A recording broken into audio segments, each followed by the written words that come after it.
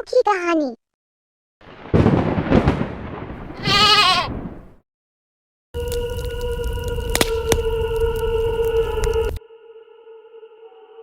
रात के 11 बजाते ही काली सराय गांव में जैसे जिंदगी थम जाती थी। एक घर का दरवाजा बंद हो जाता, खिड़कियों पर मोटे पर्दे खींच दिए जाते और मिट्टी के चूल्हे की आखिरी आंच भी बुझा दी जाती। गलियों में फैला सन्नाटा इतना गहरा होता था कि अपने ही दिल की धड़कन अजनबी लगने लगती। कहीं दूर किसी घर के आंगन में रखा एक छोटा सा दिया टिमटिमा रहा होता, जैसे अंधेरे से लड़ने की आखिरी कोशिश कर रहा हो। लेकिन गांव वाले जानते थे, ये अंधेरा सिर्फ रात का नहीं है, इस अंधेरे में कुछ और भी जागता है। इसीलिए जैसे ही सूरज ढलता, माएं अपने बच्चों को जल्दी सुला देती, बुजुर्ग दरवाजा पर तावीज टांग देते और हर घर में एक ही बात दोहराई जाती, रात में अगर कोई आवाज दे तो दरवाजा मत खोलना, क्योंकि इस गांव में कोई बाहर से नहीं आता था। यहां कुछ ऐसा था जो अंदर ही रहता था। गांव के काली सराय गांव की चौपाल पर कुछ बुजुर्ग रोज की तरह बैठे थे। राम खिलावन काका, भोला राम, हरी राम और नन्हे चाचा। पास में हुक्का गुड़गुड़ा रहा था। राम खिलावन काका ने गहरी सांस लेते हुए कहा, आज फिर खेत के पास वाले कुएं से आवाज आई थी। इसकी आवाज? पहले तो लगा मेरी मरी हुई बीवी मुझे बुला रही है, लेकिन उसकी आवाज ऐसी नहीं थी। चौपाल पर अचानक सन्नाटा छा गया। वो अब सिर्फ आवाज नहीं देता, रूप भी बदलने लगा है। नन्हे चाचा ने कांपते हुए कहा, पिछले हफ्ते रमेश का लड़का उसी के पीछे गया था, आज तक नहीं मिला। कुछ पल सब चुप रहे। हवा हल्की हल्की चल रही थी, लेकिन उसमें एक अजीब सी ठंडक थी। तभी दूर मंदिर की घंटी बजी, टन टन टन। राम खिलावन काका ने आसमान की तरफ देखा। सूरज लगभग डूब चुका था। चलो, अब बहुत हो गया, शाम हो गई है, घर चलो। हाँ, यहां देर तक बैठना ठीक नहीं। राम ने हुक्का भी वहीं छोड़ दिया। जहां भी थोड़ी देर पहले बातें हो रही थी, अब वहां सिर्फ सन्नाटा था। गांव के बीचों बीच एक घर था, राम प्रसाद का। उसकी पत्नी सरोज, बुजुर्ग मां गंगा देवी साथ में रहते थे। राम प्रसाद एक किसान था जो अक्सर देर तक खेतों में काम करता था। गांव वाले उसे चेतावनी देते, अंधेरा होने से पहले घर आ जाया कर, लेकिन राम प्रसाद हंस देता, कुछ नहीं होता। रात होने को थी। सभी लोग आपस में बैठकर खाना खा रहे थे। रात गहराने लगी थी। राम प्रसाद के घर के आंगन में एक छोटा सा दिया जल रहा था। मिट्टी के चूल्हे से निकली रोटी की खुशबू हवा में घुल रही थी और पूरा परिवार एक साथ बैठकर खाना खा रहा था। लेकिन आज माहौल कुछ अलग था। खामोशी ज्यादा थी और बातों में एक अनजाना डर छिपा था। गंगा देवी ने धीरे से कहा, आज फिर दोपहर में मैंने कुएं की तरफ किसी को खड़े देखा। अम्मा, आप हर चीज में डर देखती हैं।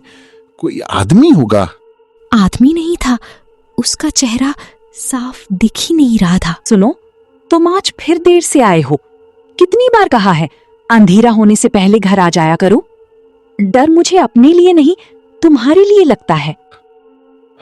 क्या तुम दोनों ऐसी बातों को लेकर बैठ जाती हो? मैं थक चुका हूं और मैं सोने जा रहा हूं। सभी परिवार ने खाना खाकर सो गया। रात भी गहरी हो गई थी। सुबह होती ही लगता ही नहीं था कि वो वही गांव है जो रात में एकदम वीरान और सुनसान हो जाता है। जैसे लगता हो मानो उसे गांव में कोई इंसान रहता ही ना हो। सुबह की चहल पहल, लोगों को खेतों में काम करना लगी रहती थी। आज हो सके तो आने में मुझे खेतों से देरी होगी, क्योंकि आज थोड़ी ज्यादा ही काम है खेत में। तुम लोग घबराना नहीं, मैं जल्दी आ जाऊंगा। प्रसाद खेत की ओर निकल पड़ता है। शाम ढलने को थी। सभी लोग अपने अपने घरों में आ चुके थे। राम प्रसाद की पत्नी और उसकी बूढ़ी अम्मा उसके इंतजार में बैठे हुए थे। सरोज ने कहा, अम्मा, आप खाना खा लो। हो सके आज वो देर से आए, क्योंकि उन्हें खेतों में बहुत ही काम था। मेरा तो जी घबरा रहा है। वो बता रहे थे कि मुझे थोड़े खेतों में काम है। शायद हो सके वो आ रही हूँ, रास्ते में हूँ। मैं पड़ोस में हरिया भैया के यहाँ बात करके आती हूँ, साथ जाते हैं। यहाँ बात करके आती हूँ, वो दोनों ही साथ जाते हैं। अम्मा थोड़ी चौंक गई। देर से आएगा तुम्हें पता है ना कि शाम ढलते ढलते घर जल्दी सभी लोग आ जाते हैं। भला ऐसा क्या काम कि वो इतनी देर से घर आएगा? मेरा तो जी घबरा रहा है। सरोज अपने घर के बाहर वाले हरिया के घर में गई। हरिया भैया घर में है क्या? हरिया की पत्नी सुमन घर से बाहर निकली। उसने कहा, हाँ, हरिया तो आ गए हैं घर में, वो तो कब से घर में हैं। सरोज ने कहा, अच्छा, मेरे पति क्या खेत में ही थे? जरा हरिया भैया से पूछकर बताना। हरिया उन दोनों की बात। सरोज बहन, मैंने तो राम प्रसाद को कहा था कि चल बचा कुचा काम चल कर लेना, और उसे तो अभी पता नहीं जिद मची हुई थी। कहा कि थोड़ी सी काम है, जल्द कर कर लौटता हूं, तू आगे निकल। और मैं घर पर आ गया, अभी तक वो नहीं आया है। शाम भी ढल रही है, न जाने वो क्या कर रहा है।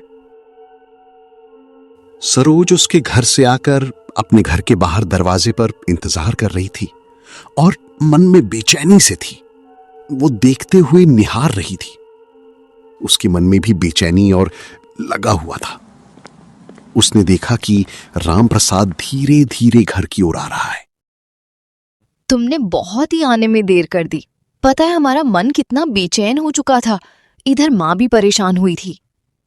लोग तो बेकार ही परेशान हुए थे। मुझे क्या किसी राक्षस ने पकड़ लिया था जो मैं नहीं आता? मैंने कहा था कि मैं आ जाऊंगा। तुम लोग तो बेकार ही परेशान होते रहते हो। कुछ देर के बाद सभी लोग सो चुके थे। वो खेत से देर से लौटा था तो उसे नींद भी नहीं आ रही थी। आंगन में दिया टिमटिमा रहा था और घर के अंदर सब सो चुके थे। रामप्रसाद को नींद आ ही नहीं रही थी। तभी बाहर से धीरे धीरे किसी की खटखटाने की आवाज सुनाई दी। कौन है? कुछ पल सन्नाटा, फिर आवाज आई, रामप्रसाद बेटा, दरवाजा खोल। ये उसकी मां की आवाज थी। रामप्रसाद चौंक गया क्योंकि उसकी मां तो अंदर ही सो रही थी। उसका दिल तेज धड़कने लगा। धीरे से उसने पीछे देखा। मां वही बिस्तर पर थी। बाहर से फिर आवाज आई, दरवाजा खोल। इस बार आवाज थोड़ी बदली हुई थी।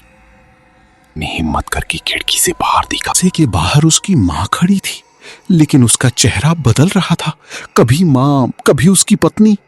अर्जुन समझ नहीं पाया कि ये एक इंसान नहीं है। तभी गंगा देवी की आवाज गूंजी, रामप्रसाद, दरवाजा मत खोलना, वो छलावा है, अपने लोगों का रूप लेता है। आवाज आई, रामप्रसाद, मैं हूं बेटा, दरवाजा खोल। कुछ देर तक दरवाजा जोर जोर से हिलता रहा। फिर धीरे धीरे आवाजें कम होने लगी और अचानक सब कुछ एकदम शांत हो गया। सिर्फ बाहर हवा चलने की आवाज थी और आंगन में रखा दिया अब स्थिर चल रहा था। किसी की हिम्मत नहीं हुई दरवाजा खोलने की। पूरी रात कोई नहीं सोया। सुबह जब सूरज निकला, रामप्रसाद ने धीरे से दरवाजा खोला। बाहर कोई नहीं था, लेकिन जमीन पर अजीब से पैरों के निशान थे जो दरवाजे तक आती थी। प्रसाद ने चुपचाप दरवाजा बंद किया और अंदर आकर बोला, आज के बाद इस घर का दरवाजा रात में कभी नहीं खुलेगा। बच गए हम। अगर दरवाजा खोल देते तो आज कोई भी जिंदा नहीं होता।